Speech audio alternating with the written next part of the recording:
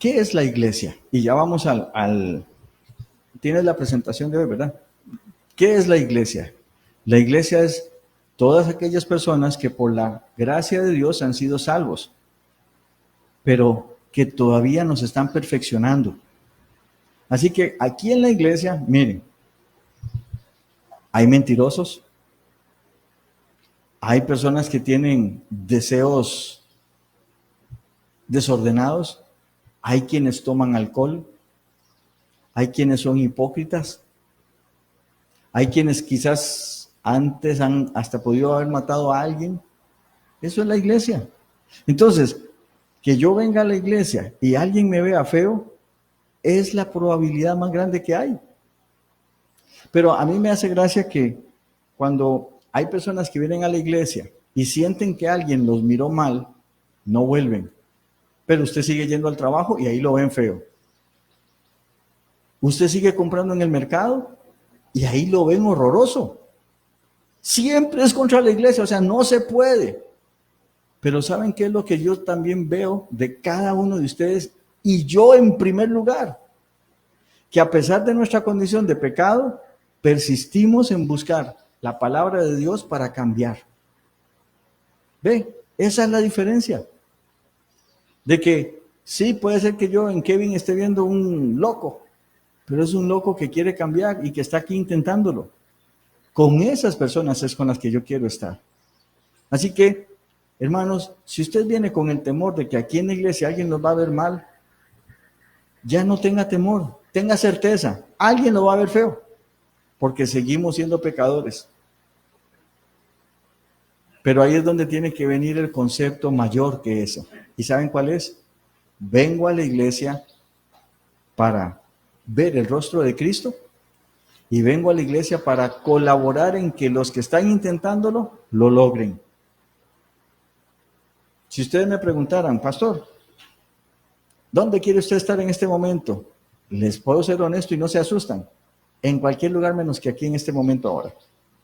Estoy cansado, me corté la lengua, estoy haciendo un esfuerzo para que se me entienda.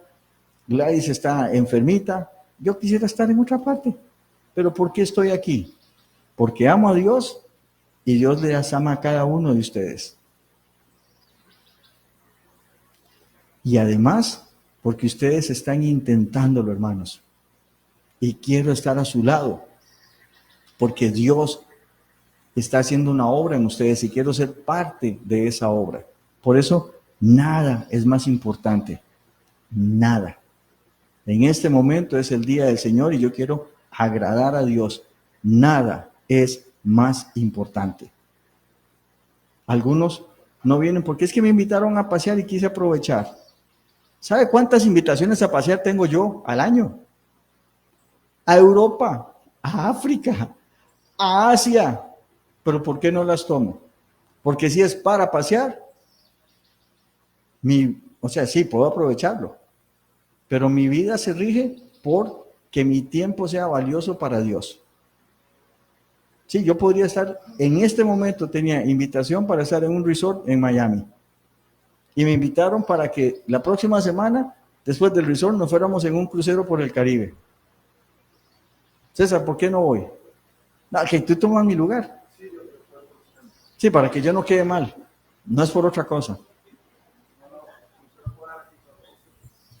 Había un señor viudo. Me hiciste recordar a ese señor viudo. Ya tenía a sus hijos grandes y todo, pero enviudó. Y entonces me dice, pastor, será muy malo pedirle a Dios una esposa. Pero realmente no es que yo quiera esposa, es que quiero una mamá para mis hijos. Digo yo, pues están todos casados. Dice, no por eso, pero para que los quiera a ellos y los cuida a ellos. Eso es César. Podría, hermanos, pero ¿por qué no estoy? Porque tengo un compromiso con el que me compró. Yo le pertenezco a Cristo. Yo le pertenezco a Cristo, no me pertenezco a mí mismo. Más grande que mi familia es Dios. Más grande que mi esposa es Dios. Más grande que mis hijos es Dios. Más grande que mis nietos es Dios. Y lo muestro respetando que Él es mi amo. Él me compró con su sangre. Y hasta que Él no me diga, vaya y haga, yo no me muevo a ninguna parte. El poder creador de Dios, hermanos. Así debe de estar actuando en cosas prácticas ese poder creador de Dios. Esa no va a estar conectada. ¿Vale? Está mala. Entonces déjame que lo busco aquí en el teléfono porque si no me va a dar tortícolis tratar de estar viendo para atrás.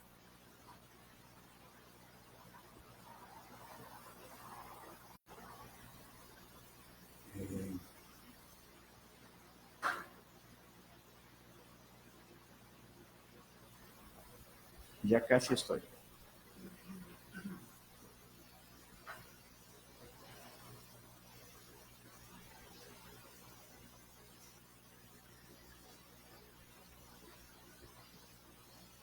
El poder creador de Dios, hermanos. Durante este mes lo hemos estado viendo. Y me gustaría que fuéramos al Salmo 19, versículos 1 al 4. Todavía no, si quieres lo pones o lo adelantas, sale. El Salmo 19 es uno de los salmos donde más tiempo he pasado estudiando, porque no solamente es una canción, sino que por la inspiración de la palabra del Espíritu Santo a David, dejó plasmado un material tremendamente importante para aquellos que estamos buscando verdades de la creación. Mire lo que dice versículos del 1 al 4. Los cielos cuentan la gloria de Dios y el firmamento anuncia la obra de sus manos. Un día emite palabra a otro día y una noche a otra noche declara sabiduría. No hay lenguaje, ni palabras, ni es oída su voz. Por toda la tierra salió su voz y hasta el extremo del mundo sus palabras. En ellos puso tabernáculo para el sol.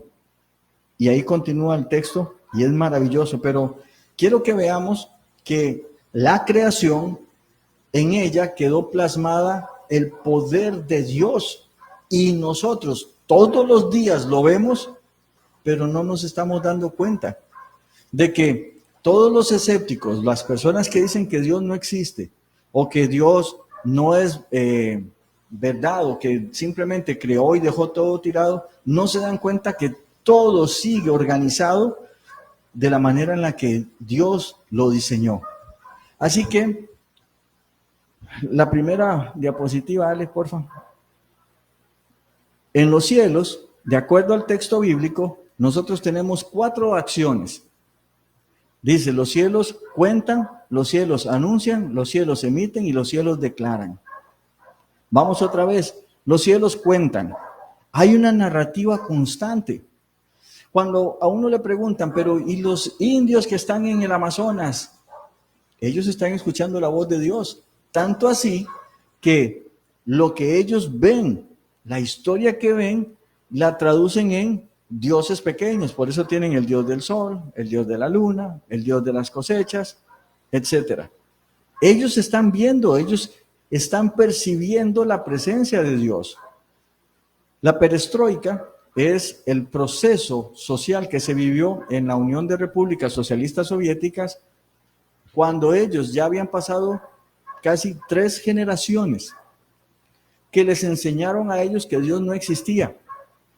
Ellos tenían una forma de lavar el pensamiento de los niños. Les decían, vean, cierren sus ojos y digan, Dios, bendícenos, danos un dulce. Los niños cerraban los ojos, Dios, bendícenos, danos un dulce. Abrían los ojos, no había nada en el pupitre. Ahora vamos a hacerlo con el presidente, con Gorbachev o con cualquiera de los que fueron presidentes de ellos. Cierren los ojos y digan, al señor Gorbachev, denos un dulce. Y mientras tanto, mientras tenían los ojos cerrados, los maestros les ponían un dulce.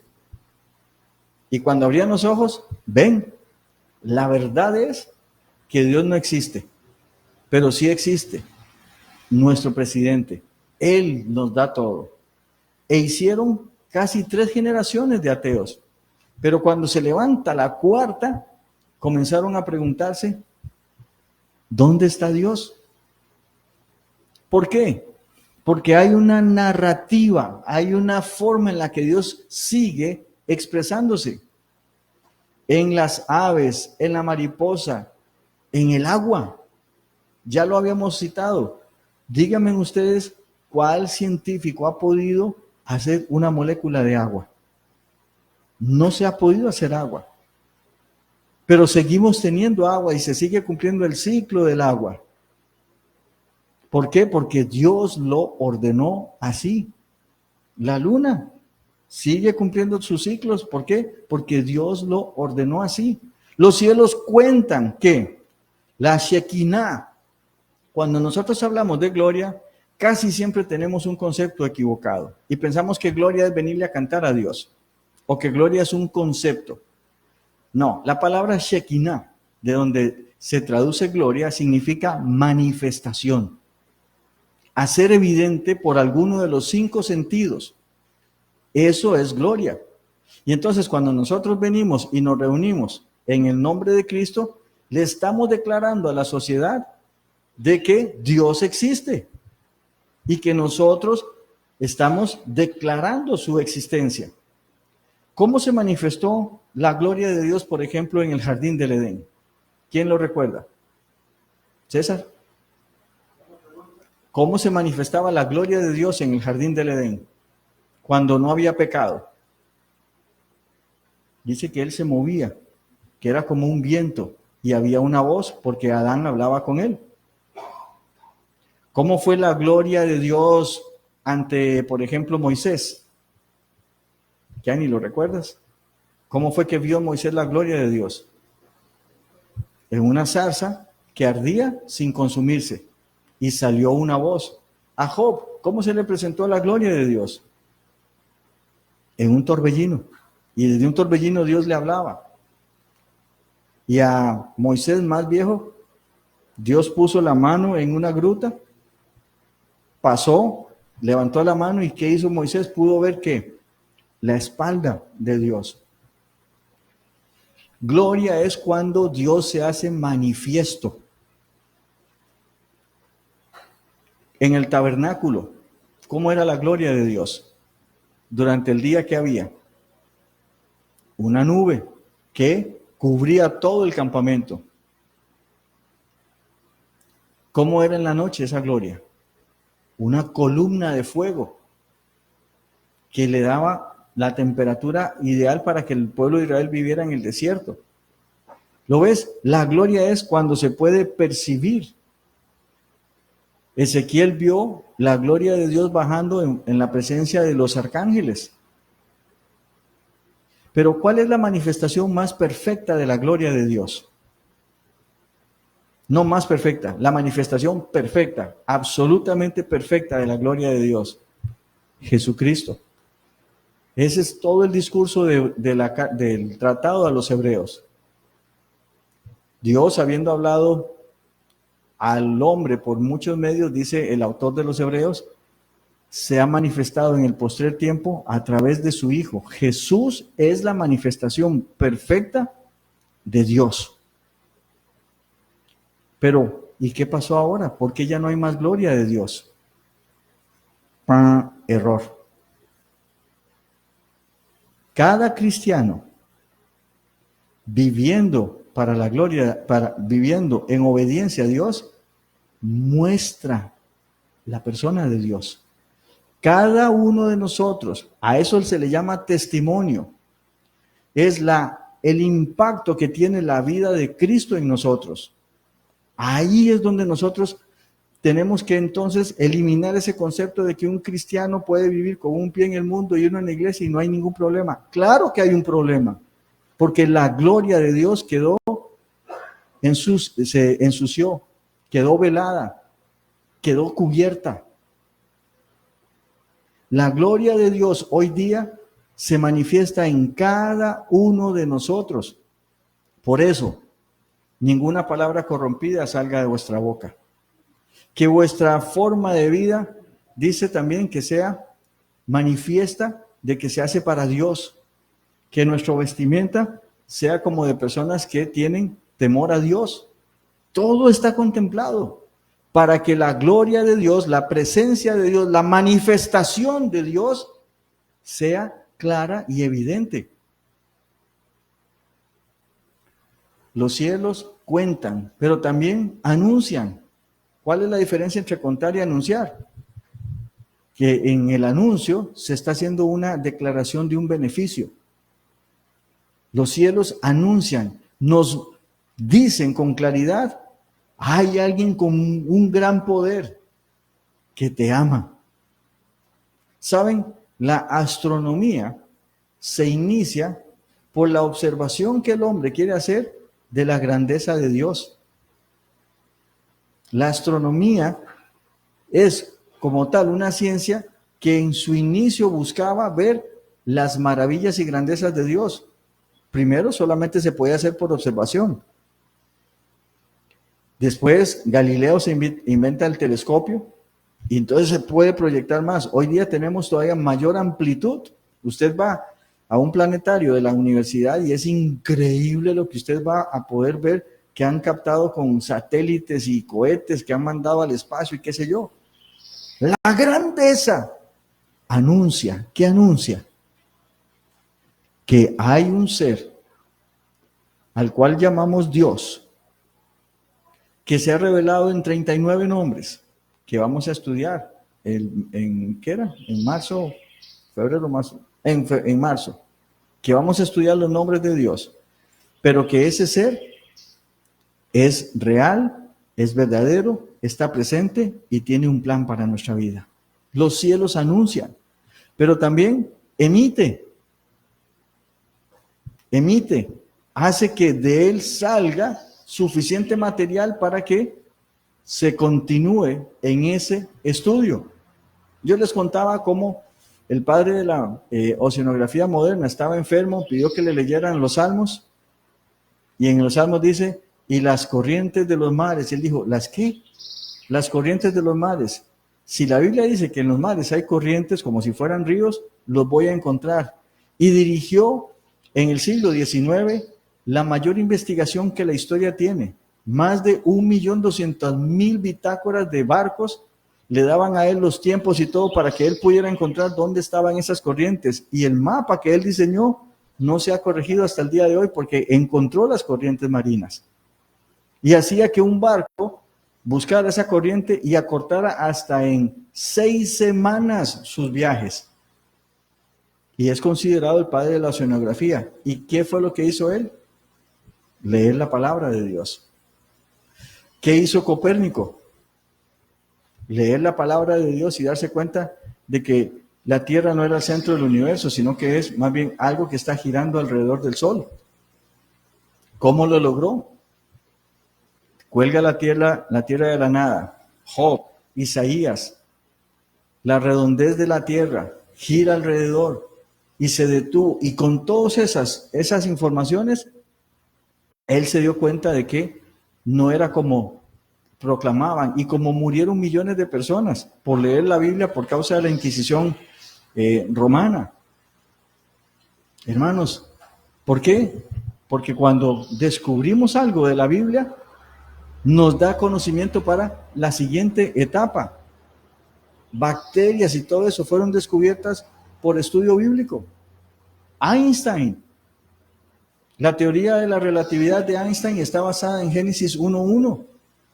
Él lo leyó y lo leyó y lo leyó y lo leyó y comenzó a tratar de calcular hasta que llegó a esa constante que es que la energía es igual a la masa por la velocidad de la luz al cuadrado. O sea, en una gota de agua, hermanos, hay tanta energía acumulada que con una gota de agua podríamos destruir el planeta. Si se pudiera liberar. Einstein lo descubrió porque los cielos emiten, dan información. Nosotros somos los perezosos que no la buscamos.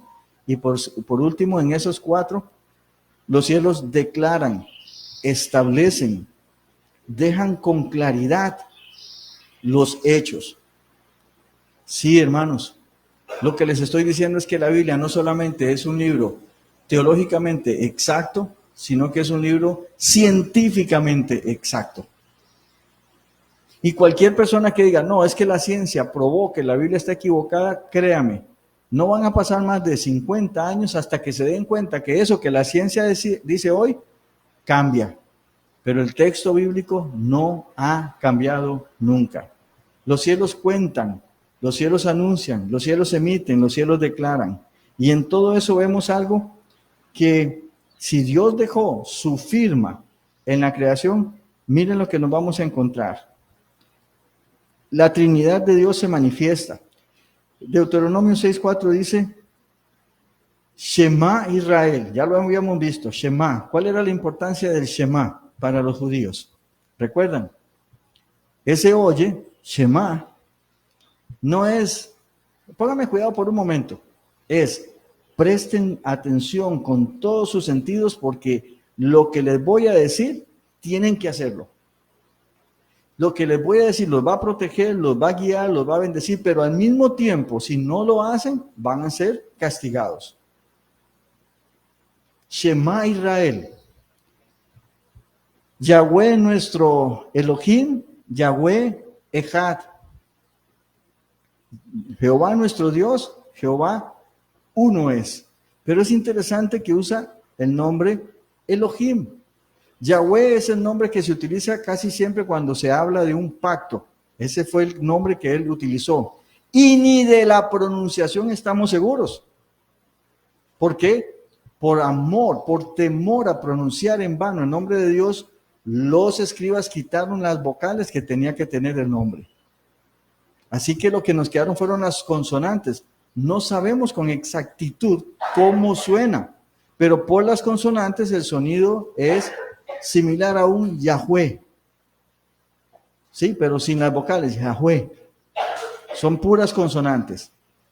Pero dice que es Elohim, el mismo de Hebreos. ¿Qué pasa, Tony?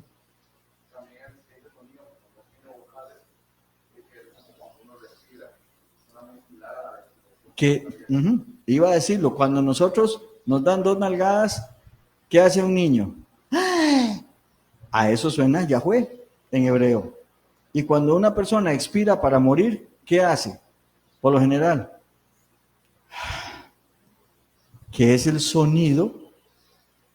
Así que nosotros nacemos pronunciando el nombre de Dios y morimos pronunciando el nombre de Dios. Hasta en la respiración nos puso Dios conocimiento y conciencia de Él. Pero a lo que voy es Elohim, nuestro Yahweh, nuestro Elohim. Elohim es el nombre con el que Él aparece en Génesis, que es el que dice, hagamos al hombre. Y entonces, si en los cielos quedó plasmado, miren qué impresionante. En la persona del Padre, nosotros vamos a tener representado el espacio, porque si usted estudia el carácter y la persona del Padre es invisible, omnipresente y es la fuente de la que todo sale, el espacio. Pero, ¿qué hizo Elohim para dar una gloria, una manifestación clara? Hizo que la segunda persona se encarnara. Y entonces, ¿qué nos representa el Hijo? La materia. A Jesús lo pudieron tocar. Juan dice, lo que hemos palpado, lo que tocaron nuestras manos. A Tomás le dijo, meta las manos. Jesús comió. Jesús sintió los golpes. ¿Por qué? Jesús representa materia. Todo lo que es visible, lo visible, lo tangible y la realidad presente. ¿Y el Espíritu Santo a quién va a representar? Al tiempo. Percibido y sentido, entendido y con una proyección a futuro. Porque los cielos cuentan la gloria de Dios, anuncian, declaran y ¿cuál es que me falta? Emite, gracias. Y emite. Y en ese carácter, en esa firma que Dios puso, nos acercamos. Créanme, no ha habido nadie que pueda decir, con este ejemplo, explicamos la Trinidad. Porque Dios es, en ese sentido, es inexplicable. Pero podemos acercarnos al entendimiento de que es uno, como el universo es uno, pero cada una de las personas quedó plasmada en una de las bases de la física. Repetimos, volvemos al primero. El Padre es el espacio, el Hijo es la materia y el Espíritu Santo el tiempo. Los que son supuestamente científicos, que no tienen en cuenta la persona de Dios, amados míos, no tienen el concepto o no tienen la base de la ciencia. Porque dice Proverbios que la base de la ciencia, el propósito de la ciencia es el conocimiento del Altísimo, del Olam, del alto más alto, el que nadie puede alcanzar. Ese es el propósito de la ciencia. De hecho, la Biblia le llama a los que quitaron a Dios de la ciencia, le llama falsa ciencia. Porque están tratando de explicarlo todo sin la persona de Dios. Y cada vez se enredan más. Al punto que algunos de esos grandes científicos, a mí no me importa cuántos PhD tengan, o sea, cuántos doctorados filosóficos tengan. Hermanos, mis hijos son más que bacterias. Mis hijos son algo más grande que polvo cósmico. Ellos son los que, sin Dios en su pensamiento, han denigrado tanto la vida que para ellos abortar un niño en el vientre de la madre no es un delito. Total, es menos que bacterias. Eso es lo que ellos consideran de la vida. Y juntamente con eso también van a tener música que denigra a la mujer, una filosofía de género que hace que todo sea relativo, o sea, de que no tengamos el orden directivo que Dios ha puesto. Pero los cielos declaran, anuncian, emiten. Nosotros tenemos una guía de Dios no completa, porque la mayor guía que nosotros tenemos en cuanto a Dios es la persona de Jesucristo y está expresado en la palabra de Dios. Es de ahí que se hace tan necesario, hermano, que ustedes y yo leamos la palabra de Dios y nos maravillemos como el Espíritu Santo va a ser clara y evidente. Y algo más, va a ser práctica para nuestras vidas. No es solamente teoría, no es solamente conocimiento, es que podamos traducirlo a aspectos prácticos de nuestra vida. Shema Israel. Hermanos, ¿qué actitud tenemos nosotros con respecto a la palabra de Dios?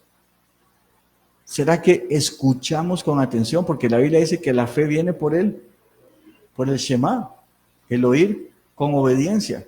Y por favor, quitémonos esa idea de que la fe es tener el corazón lleno de deseo, de que me va a ir bien, lo voy a lograr, yo lo voy a hacer. Eso no es fe. Fe es obediencia, hermanos, es la acción, y por eso la fe se puede medir por la cantidad de obediencia que usted tiene. Por eso la fe es mesurable, o sea, se puede medir. Y uno puede decir, hombre de gran fe u hombre de poca fe. Si la palabra de Dios dijera, Tony, para tu situación tienes que ir a tal parte y hacer esto, A, B, C, D y E. Y Tony hace A y B. ¿Cómo fue la fe de Tony? Fue poca, fue incompleta. Pero no es por el deseo que uno tenga, ay, es que me compré este billete de lotería y yo sé que Diosito me va a reparar, yo tengo mucha fe. No, usted tiene mucho engaño. Porque esa suerte, recuerdan, lo habíamos estudiado, es una consagración a la diosa Fortuna. Pastor, pero la Biblia dice que ellos echaban suertes en el regazo, sí, con el Urín y el Tumín. Entonces, cómprese un Urín y un Tumín. Si usted lo que quiere es la suerte que dice la Biblia, son dos piedras que tienen dos lados, bueno, por ambos lados son iguales. Pero si ellos la tiraban y una salía de una forma y la otra de la otra, era un no. Un sí era cuando ambas quedaban del mismo lado. Entonces, si usted lo que quiere es tomar decisiones sin basarse en la Biblia y quiere el Urín y el Tumín, hágalo. Pero no es para comprar billetes de lotería. Eso, hermanos, es pecado porque pone mi confianza en otra cosa más que en Dios que provee. Estamos diciendo que Dios es injusto. Pero pastor, ellos echaron suertes para repartir la tierra. Ah, ¿usted quiere entonces repartir tierra? Vaya y busque el Urín y el Tumín. todo está relacionado con lo que Dios había provisto, no porque ellos jugaron lotería a ver quién se ganaba aquel lote. Pero a lo que voy es, la fe es medible. Hermano, voy a tratar de ponerlo fácil. La Biblia dice que tenemos que hacer discípulos y ahí se muestra nuestra fe. ¿Está usted haciendo discípulos? No, su fe es poca porque la fe se mide por la cantidad de obediencia mostrada. Tenemos que predicar el Evangelio. ¿Está usted constantemente predicando el Evangelio? No, su fe es poca. Aunque me quiera llenar después la boca de, no, es que yo antes fui y prediqué, sí, pero eso es en el pasado. La fe es diaria y se renueva todos los días. ¿Estoy viviendo en la santidad que el Señor me dio? Sí, pero no, yo me doy mis 5 minutitos para la carne. Entonces su fe es inmadura, incompleta.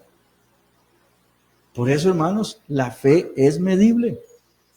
Usted y yo podemos saber si estamos caminando en buena o mala fe. Si estamos escuchando la palabra de Dios o no la estamos escuchando. ¿Ama usted a su pareja con fe? Pues entonces hágalo de la manera en que Dios lo estableció.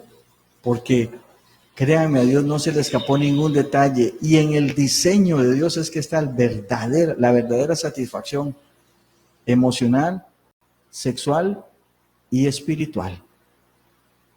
En el diseño de Dios no hay falla y es tan bueno porque Él fue el que diseñó nuestra sexualidad, así que sabe cómo funciona y sabe cuáles son los peligros. La fe es medible, hermanos, no es el deseo profundo que yo tengo de que algo pase. Y esto es lo que quisiera pedirles que hagan en un par de minutos ahí en silencio. Señor, dígale así usted ahí dentro de su corazón, Señor, ¿cómo me ves? ¿Tú me ves como alguien de fe madura o me ves como alguien de poca fe? Porque a Dios no lo engañamos. Ni yo, hermanos, que soy el pastor, ni yo engaño a Dios. Dígale, pregúntele a Dios ahí en su corazón, Señor, ¿cómo me ves? ¿Tengo una fe sólida o tengo una fe conveniente? ¿Camino en integridad como tú me lo pides o todavía necesito crecer? Dese un par de minutitos. Y en un par de minutos le quisiera pedir a César que nos dirijas a Dios en oración, dejando un par de minutos. Cuando hayan pasado, ahí nos dirige si eso nos indica que este tiempo de reflexión ha terminado.